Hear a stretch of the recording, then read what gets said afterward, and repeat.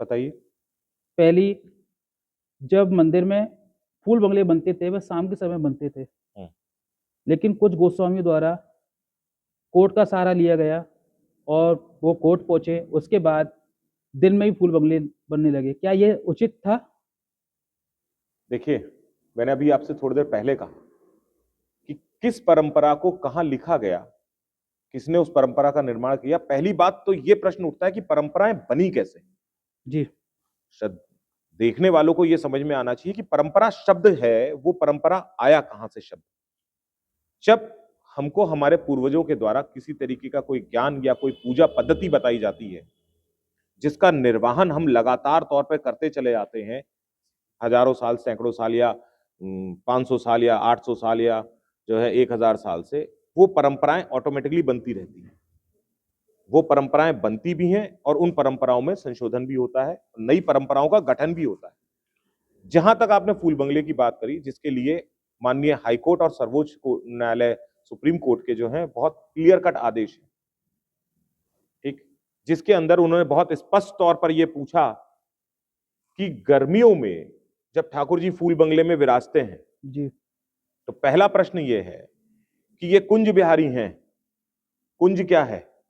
ये कोई पत्थर का मकान थोड़ा ना कुंज, जो लता पता से घिरा हुआ हो वो कुंज है। जी।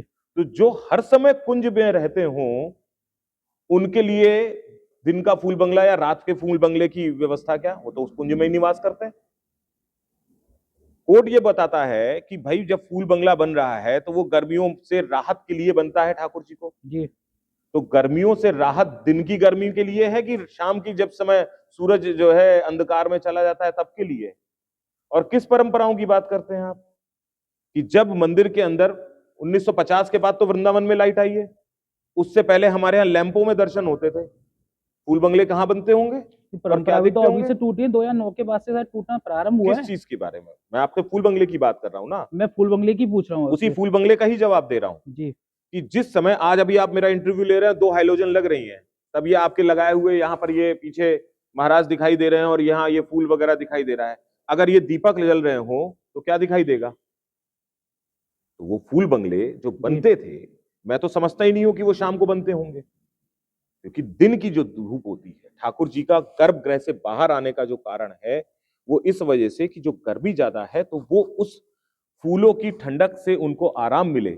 यानी कि आप ये कहना चाह रहे हैं फूल बंगले पहले के समय में दिन में भी बनते थे, 101% बनते होंगे, वो जो बीच किसी में कारण, बंद हो गए। क्योंकि उसका कारण ये रहा होगा कि उस समय उस व्यवस्थाओं में इतना बल नहीं रहा होगा, इस वजह से वो बंद करनी पड़ी इस दिन वजह में। से वो बंद हो गए। तो हरियाली तीज का झूला? जब वो फूल बंगले हो रहे हैं, अब हरियाली तीज के झूले के लिए ये कहां पे लिखा हुआ है कि ठाकुर जी महाराज जो हैं वो शाम को ही झूले में बैठेंगे? सुबह क्यों नहीं? शाम का ही सबसे ज्यादा प्रचलन था, फिर बीच में शुरू हुआ, कैसे? जो कई सालों से ये लगा जो गया। झूला लग रहा है बाकी मंदिरों में भी केवल शाम को लगता है?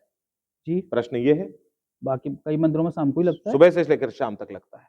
कई मंदिरों में लगता है शाम को। सुबह से लेकर के शाम तक लगता है। जब जी, ठाकुर जी महाराज शाम को विराजमान हो रहे हैं, तो सुबह क्यों नहीं विराजमान हो?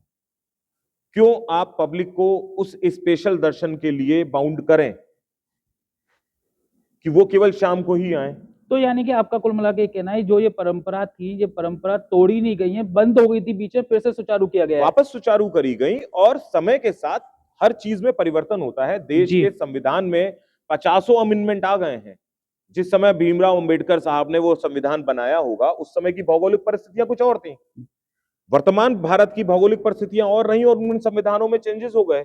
वो भी तो परंपरा ही है जिसको गढ़ लिया गया और लिख लिया गया, लिख नहीं, लिया गया अभी ना। जो चेंजेस देखे जा रहे हैं वो कोर्ट के आधार पर देखे जा रहे अब हैं। ये जो चेंजेस हो रहे हैं उस पर क्या हो रहा है कि कोर्ट के पब्लिक, आधार पर जो देखे जा रहे पब्लिक, हैं, मैं ये कह रहा हूँ कोर्ट के आधार पर देखे जा रहे हैं, जी गोस्वामी के आधार पर नहीं। क्यों? कोर्ट ही, देखिए, अगर अगर कोर्ट गोस्वामियों ही को सब ये कुछ करेगा आवश्यकता, तो।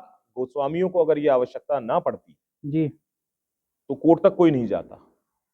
अगर समन्वय हो जाता तो कोर्ट तक कोई नहीं जाता। यानी कि समन्वय की कमी कहीं ना कहीं रही है, एक सौ एक गोस्वामी परसेंट समाज में रही मैंने है। अभी आपको क्या बताया कि हर एक समाज में कुछ एक एक ऐसे प्रबुद्ध व्यक्ति हैं जिनको हर चीज से विरोध है, हर चीज में दिक्कत है। हम तो यहां तक के विचार में हैं कि कल को अगर किसी तरीके से पब्लिक हित के लिए हमको कोई कार्य करना पड़ेगा तो हम समाज में बैठ के चर्चा करके और उस कार्य को भी करेंगे। गोस्वामी एक बात बताइए, जी जब बांके बिहारी का मंदिर पुराने समय में चलता था, जी तब भक्तों को एक प्रसाद मिलता था, काफ़ी शुद्ध प्रसाद होता था, जो जी। भक्तों में श्रद्धालुओं में बाँटा जाता था, वो बीच में बंद भी हो गया और अभी भी शायद बंद है, श्रद्धालुओं को प्रसाद नहीं मिलता है। नहीं, ऐसा नहीं है। जो मिलता होगा, लेकिन अब जो प्रसाद लग रहा है, बाहर से आने वाला जो भी प्रसाद है, वो शायद कुछ हद तक मैं समझता हूँ यहाँ तक कि अच्छा ही नहीं है। वो प्रसाद बांके बिहारी को श्रद्धालु चढ़ा रहे हैं, हालाँकि भगवान की रसोई अलग है। तो क्या आप मानते हैं कि जो रसोई बंद हो गई थी प्रसाद की, भक्तों को जो मिलता था, वो चालू होनी चाहिए? आप शायद समझ नहीं पाए। बेसिकली जो आप कॉन्सेप्ट लेकर के बात करना चाहते हैं, वो भूख भंडार की बात। ठाकुर जी में श्रद्धालुओं के लिए जो प्रसाद बन रहा है और जो बँटता है, वो आज भी निर्विघ्न तरीके से वही बन रहा है, जो मंदिर के अंदर बनता है और बाहर गेट नंबर 4 पे बँटता है। दूसरा प्रसाद जो ठाकुर जी के राजभोग का प्रसाद भोग लगता है या शयन भोग का लगता है, जिस प्रसाद को सारे प्रसाद को एक एक बाउल के अंदर जो है मिला लिया जाता है और उसके बाद आरती के पश्चात वहां पर बांटा जाता है, वो परंपरा आज भी चल रही है, एज इट इज चल रहा है, वो उसमें कोई मंदिर के अंदर बँटता है बिल्कुल बंटता है। आप जाके कवर कर सकते हैं और वहां पर बांटने वाले लोग हैं वो जो उसको बांटते और हैं। बाहर कौन-सा प्रसाद बँटता है? यही व्यवस्था गोविंद देव जी जयपुर में भी है। इसी तरीके का कच्चा प्रसाद या पक्का प्रसाद जो वहां पर भोग लगता है, गोविंद देव जी में एक बहुत पुराना कुआं है, उस कुएं के जल से उस प्रसाद का निर्माण होता है और वहां पर कुछ कागज के पेपरों की कटिंग रख दी जाती है और एक पात्र में प्रसाद रख दिया जाता है, जिसको भी वो प्रसाद लेना होता है वो आकर के ले लेता है। तो ये कहना सरासर गलत है कि मंदिर में प्रसाद की व्यवस्था नहीं है। अब बात आ जाती है दूसरी, कि श्रद्धालु जो भोग प्रसाद बाहर से लेकर आ रहा है, श्रद्धालु भोग प्रसाद पहले से बाहर से लेकर आ रहे थे, जिनका प्रसाद लगता था। जी, अब जो प्रसाद बाहर से आ रहा है, हम तो उसी भाव से, क्योंकि श्रद्धालु का भाव है और हमारा नैतिक दायित्व बनता है कि उस भोग को ठाकुर जी के समीप लगा करके और भोग लगा करके और उनको तुलसी डाल करके वापस करना है। हम उस चीज से उनको मना नहीं कर सकते हैं। लेकिन अगर उस प्रसाद में किसी तरह की गुणवत्ता की कमी है, तो इसके लिए हम थोड़ा ना जिम्मेदार है। राज्य सरकार जिम्मेदार है और उनका जो है फूड डिपार्टमेंट जिम्मेदार है। वो आए और उनकी जांच करें आकर के कि भाई ये खराब प्रसाद जा रहा है तो क्यों जा रहा है, आप लोग सही क्यों नहीं बना रहे हैं, जिसके लिए हर जिले के अंदर फूड इंस्पेक्टर होता है और जांच करें। बांके बिहारी मंदिर के फ़ोटो वीडियो पर बैन है, जी। लेकिन गोस्वामी समाज कुछ ऐसे हैं जो फ़ोटो आज भी वायरल करते हैं। देखिए, मैंने आपसे फिर अभी वही कहा कि हर समाज में कुछ प्रबुद्ध लोग होते हैं। अगर आप एक ही ठीक सवाल है का ना? जवाब नहीं, पूरी थोड़ी। बिल्कुल। आप जब आप कम्युनिटी की बात करते हैं, तो कम्युनिटी में भगवान ने 5 उँगलियां एक जैसी नहीं बनाई हैं। जी, हर उँगली का अपना एक अलग काम है, लेकिन एक बराबर नहीं है। जब आप मानव शरीर में आ जाते हैं और उस मानव शरीर में एक सोच के 10 आदमी नहीं हो सकते, अगर ऐसा होता तो देश में इलेक्शन की जरूरत ना पड़ती हर 5 साल के अंदर। ये कम्युनिटी गैप ही तो है कि लोग एक मत नहीं है, इसलिए इलेक्शन हो। नहीं तो बस हम एक मत हो जाएं और सबको एक ही बार में कर दें, जैसे चाइना में हुआ और रशिया में हुआ। ये राष्ट्रपति एक ही बार में चुन लिए गए, बोले आजीवन राष्ट्रपति हैं, पुतिन भी हैं और शी जिनपिंग भी है। लेकिन क्या हमारे भारतवर्ष में हो सकता है ऐसा? नहीं हो सकता। ना इसके लिए कोई एक मत होगा। तो जब आप सामाजिक और व्यवहारिक चीजों पर आ जाते हैं, तो बहुत से लोग हैं जो ये व्यवस्थाएं चला रहे हैं। ऐसी व्यवस्थाएं बहुत सी मंदिरों में और भी चल रही हैं। हम लोग मना करते हैं, लेकिन आप किसी से झगड़ा थोड़ा ना कर सकते हैं जाकर के कि नहीं आप ये नहीं कर सकते हैं। आप गोस्वामी हैं मंदिर के, बिल्कुल है। आप भी सेवा करते हैं। जी। आपके साथ-साथ कई और भी साथी जो अन्य लड़के आपके नीचे कार्य करते हैं। जी। क्या जो दर्शन भी कराते हैं, क्या ये सही है? देखिए, अब यहां पर दो चीजें आ गई। पहली चीज, आपने जो मुझसे कहा कि हमारे नीचे कार्य करने वाले सेवक, जी, उनकी संज्ञा अलग है। जी, जो दर्शन कराने वाले लोग हैं, उनकी संज्ञा अलग है। दोनों अलग-अलग हैं। हाँ, अच्छी। दर्शन कराने वाले जो हैं वो तीर्थ पुरोहित कहलाए जाते हैं, जिनका ये कार्य है कि सभी मंदिरों में दर्शन कराएं और दर्शन कराने के बाद श्रद्धालुओं को अपने गंतव्य पर पहुंचवाएं और उनके एवज में जो उनको दान दक्षिणा मिलती है उससे अपना जीवनोपार्जन करें। वो लेकिन आपके द्वारा ही तो निर्धारित किए जाते होंगे। अरे, हम क्यों निर्धारित करेंगे? तीर्थ पुरोहित अलग, आप पंडा समाज की बात कर बिल्कुल रहे हैं। पंडा समाज की बात कर रहा हूं मैं।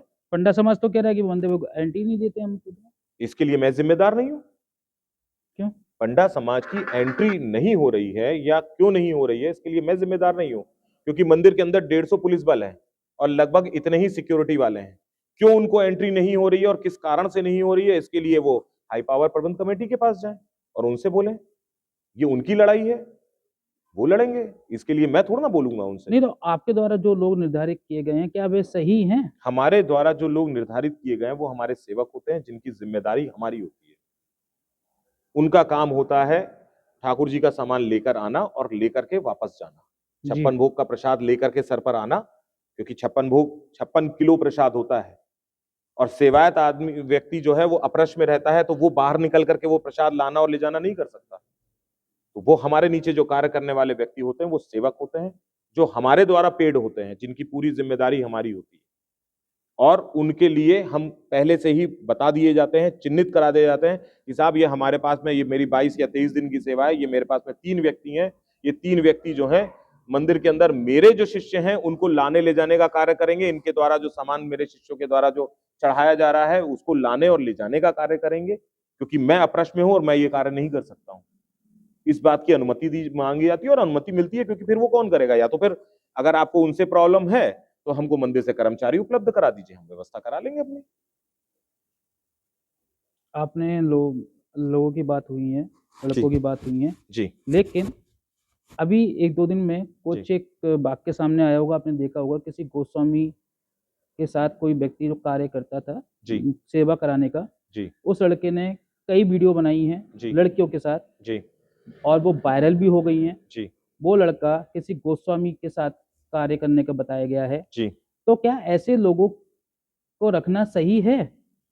गोस्वामी समाज क्या इस पे देखभाल नहीं करता, क्या है? क्या आपको पता है कि वो लड़का आज भी कार्य कर रहा है मंदिर में? बताया तो ये गया कि वो गोस्वामी समाज किसी का के कार्य करता है। व्यक्तिगत वो मंदिर से निकलने के बाद कौन क्या कर रहा है, इसकी जिम्मेदारी ना तो मैं लूंगा ना आप लूंगे। नहीं, आप भी जो बताया सुन गया है लीजिए, कि वो लड़कियों के टच में तो बाकी भी मंदिर से सुन आया था। लीजिए मेरी बात को पहले सुन लीजिए। जी, बताया जाना और तथ्य पे आना वो दो अलग अलग फैक्ट्स होते हैं। ठीक है, बताने के लिए आज आप मेरे साथ यहाँ बैठे हुए हैं, आपके साथ यहाँ आपका बहुत सारा स्टाफ है, वो स्टाफ आपके प्रीमिसेस तक के लिए ही आप उनकी जिम्मेदारी लेते हैं। आपके प्रीमिसेस से जब वो बाहर चला जाता है, वो उसका व्यक्तिगत कार्य है, वो कुछ भी कर रहा हो, मुझको या किसी और को उससे परेशानी है तो मैं उसको निकाल बाहर कर दूंगा। निश्चित तौर पर अगर इस तरीके का कोई कृत्य हुआ है तो सेवायत अधिकारी ने उसको निकाल बाहर कर दिया होगा, और उसने अगर इस तरीके के कोई जघन्य अपराध करे हुए हैं, मैं उसका फेवर नहीं ले रहा, लेकिन मैं ये स्पष्ट करना चाह रहा हूं कि हर व्यक्ति अपने व्यक्तिगत जीवन में बहुत कुछ करता है, बहुत से ऐसे सामाजिक कार्य करता है जिनके जो है नामों पर उनके नाम और उनके रिश्तेदारों के नाम पर वृंदावन कोतवालियों को बोर्ड भरे पड़े हुए हैं, तो मैं उनके लिए टिप्पणी थोड़ा ना कर सकता हूं। आपके हिसाब से गलत है या नहीं है? बात गलत या सही की नहीं है, बात इस चीज की है कि अगर वो इस तरीके के कृत्य में लिप्त है तो सेवायत अधिकारी को उसको बिल्कुल मंदिर में प्रवेश नहीं देना चाहिए और बिल्कुल नहीं आना चाहिए, और उसने जो गलत कृत्य किया है उसके लिए कानून है, वो कानून से अपना दंडित हो।